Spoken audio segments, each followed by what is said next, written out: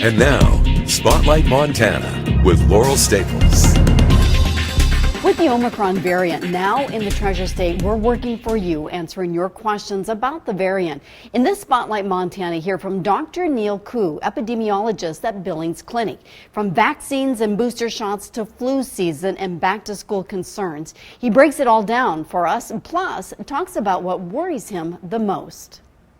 We're now moving into our third year of this pandemic. COVID cases are surging, and now the Omicron is in the state. Describe what you are seeing. So for the past couple of weeks, we have seen increasing number of cases of newly diagnosed COVID-19. And we have had a period of fairly short, unfortunately, a short period of respite from our last wave with Delta variant. But given the increased transmittability that's being seen in other parts of the United States, it was kind of unfortunately inevitable that Montana eventually will experience the same level of cases that's being experienced. Although despite the increased number of cases, it hasn't yet, this hasn't translated into the same increased number of hospitalizations. Although our number of hospitalizations had somewhat pretty much plateaued for a while and then slowly creeping back up.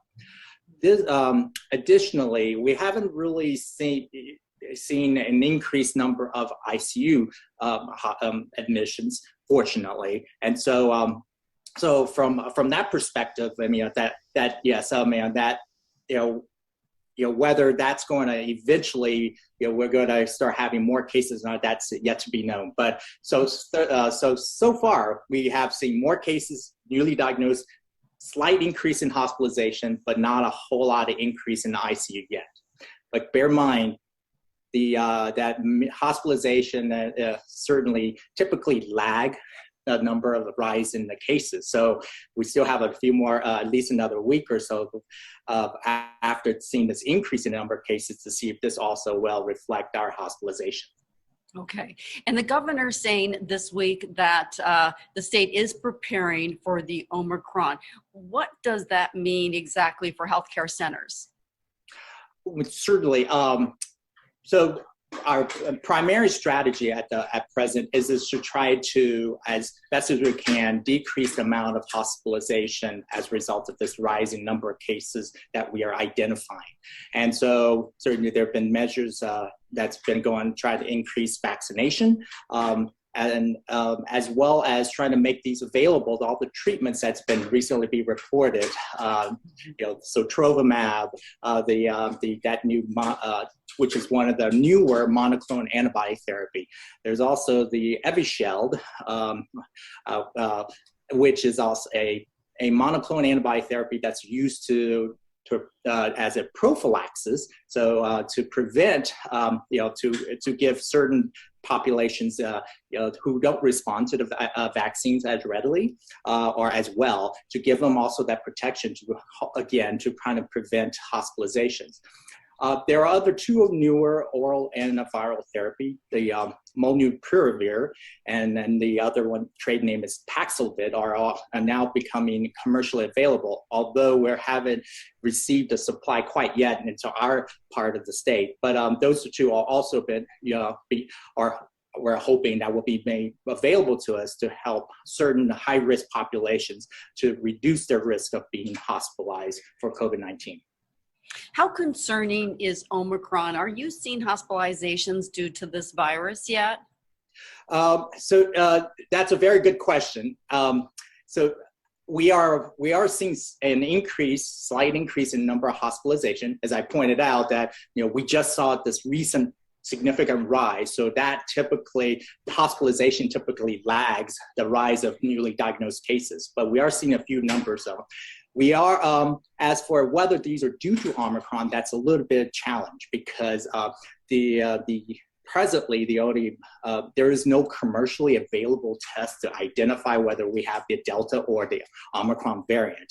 So samples have to be sent to the Montana Public Health Laboratories for sequencing to identify whether they are truly due to the Omicron variant. So, and that's unfortunately not exactly a rapid process. So it does take a few days to identify. So to answer your question, are we seeing more due to Omicron? Where I'm suspecting that the increased cases are likely to probably due to that. But and there's some indicators to suggest that, but I don't have the laboratory confirmation to make that claim. Mm-hmm. And all of this happening as flu season gets underway. I mean, wow, what will it be like in a month from now? Oh gosh, that's a little challenge. I could always think of the worst case scenario that we're going to see a significant rise, in addition to the significant rise in cases of hospitalization due to Omicron variant, but also due to influenza. And we are experiencing a handful of patients who are seeing a handful of patients who are being hospitalized for influenza. Additionally, we are seen not many, but a small number of patients who have being infected by both viruses. So the double whammy as such. Mm-hmm. So certainly that is a big concern of ours, is that now we're dealing with not one bad virus but two. And it's hard to tell because the data for these co-infection is still evolving, and we know more about co-infection from other variants. But since we're now we have recently experienced the rise of both viruses. We're still collecting data on how common that happens and what are the patient outcomes when they do get infected by these two viruses. Mm-hmm. Moving forward, what concerns you the most? I would say that there is many reports that the illness as a result of the Omicron variant may not be as severe, they're milder than that of the Delta variant. And for the most part, many of the observations support that that assertion. However, many of the claims are really in reference to those who are vaccinated, and so yes, that those who have had vaccinated usually have much milder symptoms, and they're usually are not hospitalized as a result of that infection. Given our vaccination rate is still hovering around 53%, and that's just fully vaccinated. That's and I suspect that the percentage of those who are also boosted are probably a lot lower than that. That we're probably likely to experience not just increase in number of cases, but also that increased number of hospitalizations. Now, yes, that hospitalization rate is overall, compared to the Delta variant, lower, but with the volume, a number of patients who are infected, it probably balances out. So, for example, I am just throwing out a figure that if there's a 50% reduction of hospitalization due to the Omicron variant versus compared that to Delta variant, but the sheer number of patients who are being infected by the Omicron, which is greatly higher than that of the Delta variant, will likely balance that out. So I think that given that the message of, this is a milder infection, gives a false sense of hope for a lot of those, and results in a lot more of the less urgency of needing to get vaccinated. That we have a large vulnerable population that likely could, and given how quickly and how easily transmittable this virus is, will get infected, and will then translate that into higher number, potentially equal that of what we experienced a few months ago, hospitalization in the state. Interesting. Well, run through the symptoms of Omicron and how that is different than COVID-19, other variants out there, and the flu. How do you know? Certainly. From the many of the reports I've received, there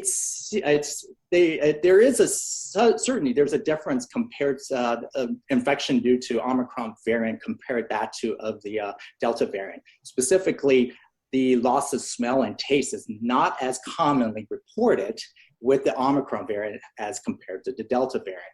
Additionally, many of those who report symptoms seem to kind of more to overlap that of influenza. So the headaches, generalized muscle aches and such, and just the flu-like symptoms, more so than the Delta variant.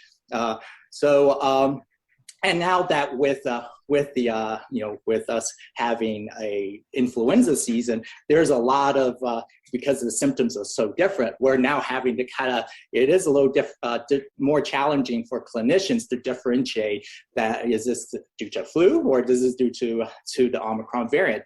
And many times we end up having to test for both to help differentiate, especially if the clinician is considering treatment, because they're treated very, very differently. Mm-hmm. Well, and the advice out there, if you feel any symptom, if you feel unwell, get tested. And then there's this a shortage of tests out there. So, what do you do? That is a very good question, and we don't, and I wish I have a easy solution to that. Certainly, I think that if you could get for those who are feeling ill, and I think it is important to get tested, absolutely. And it's mostly not for treatment purpose, although that is important, but also for infection prevention. If you're in a household with someone who's really are vulnerable and high risk for progressing to severe illness, you want to make sure that you don't have that, have COVID-19 and pass it to a loved one or another family members. But yes, you're right. The challenge is where can you buy one? And if you find one, they're very expensive now that there's such a high demand. Here in Billings, we are still at Billings Clinic. We have an on-site we have converted a part of a gym attached to our psychiatric unit that we used to set up for testing. We continue to do that, and so there are at least from locally for us here, we do have some sites that would, if you feel ill, you should get tested. But more, in addition to being, getting tested, is that if you do feel ill, stay home and at least and try to stay away from others until you know that you have COVID-19, so that you don't pass it to others, especially since this is a very, very transmittable virus. Mm-hmm. Well, and getting back into some of the prevention measures, getting vaccine, getting boosters. I know today we've been listening to a meeting with the Missoula Health Department, and they're talking about upping the mask recommendation to, it's an N9 mask. And your thoughts on masks? I think that's something that to go up to a N95 respirators or the KN95. They certainly. The rationale behind using the mask is that you have better filtration and better better protection from aerosol particles that contain the viruses. And yes, in general, we in hospitals, we do use especially in high risk situations, we do use those N95 respirators. But I think that even though I think that it's not, if you can't get a hold of it, and they're not cheap, obviously, and many of them require proper fitting. So you can't put them on the same way as a regular procedure or a cloth mask. So yes, if you can get a hold of them and you can and they're properly fitting, they may add some additional advantage. But it's not the same as getting vaccinated and all the other or all the other transmission-based mitigation strategies. It's just one of things that you could do, layers of protection that you can provide. So wearing a mask, regardless, will provide will provide protection. It's just the degree of how concerned you are. And if you're really susceptible, sure, get the N95. But is it an absolute no? Because because there are other factors that you have to take, other strategies that you should employ that will help reduce your risk. Okay. Students headed back to the classroom. Your advice to parents and students right now? Oh, gosh. That may be a little challenging. I said, if possible and if eligible, please get vaccinated and boosted if possible. And I know that the FDA just recently authorized booster doses for those who are 12 and older. So I think that that's the cheapest, and that's probably one of the most effective way to reduce the risk of getting a very sick from developing COVID-19. Everything else will then will provide additional protection. So I know that, but I think that once you get vaccinated, you don't have to think about what you need to do. Everything else you still have to consciously think about. I got to put on my mask. I need to be physically distanced. I have to make sure I've washed my hands. So I think that for families and who are, especially parents, who are more concerned about their children being exposed, make sure that get vaccinated, and then kind of tack on the additional protections as you can as needed to provide the level of protection they feel that's adequate for them. Absolutely. Where do this Omicron variant, it's spreading so fast, as you know, but some say, and I want to get your thoughts on this, that there's a silver lining in this, that it is what we need to actually wipe it out. Your thoughts on that? I mean, certainly that is our hope, that we'll get it to a point where this virus will become what we call endemic and seasonal. I think most public health and epidemiologists feel that that the likelihood that this virus be completely wiped out is probably very low. And so we but that doesn't mean that we're going to continue to experience these cycles of, where there's going to be surges and such. Our hope is that it may mirror that of influenza, where we'll have a season where there will be more cases in the winter, and then we'll come down, and that this disease will be mitigated by things that we do for influenza. Get your annual shot if that becomes the case, and to do good respiratory etiquettes, and if you're sick, stay home, things like that we commonly do before the pandemic had occurred.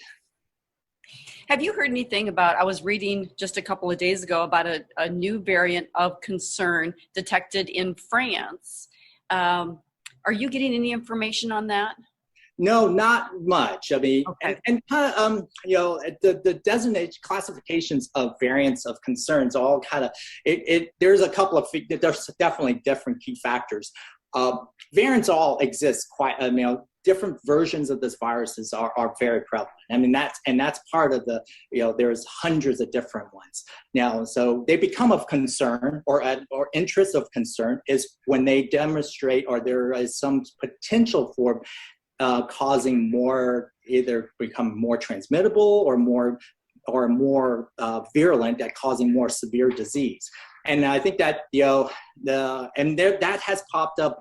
Like the Lambda, there was there were the Gamma and the Beta variants, and I mean they were of concern, but they didn't peter out. So I think that it kind of depends on partly is, am I concerned? Sure, I keep that in the back of my mind, but right now our most prevalent and likely the most prevalent variant is the Omicron, and certainly so I think that that's certainly what I've been focusing on. Ultimately, is most of these variants, we're still doing the same thing, still getting vaccinated, and we may have to get boosted, but vaccinated, wearing the mask while in public, avoid large indoor settings in public settings, and as well as doing the other things I mentioned about hand hygienes and respiratory etiquette. So so much that you can do there for sure.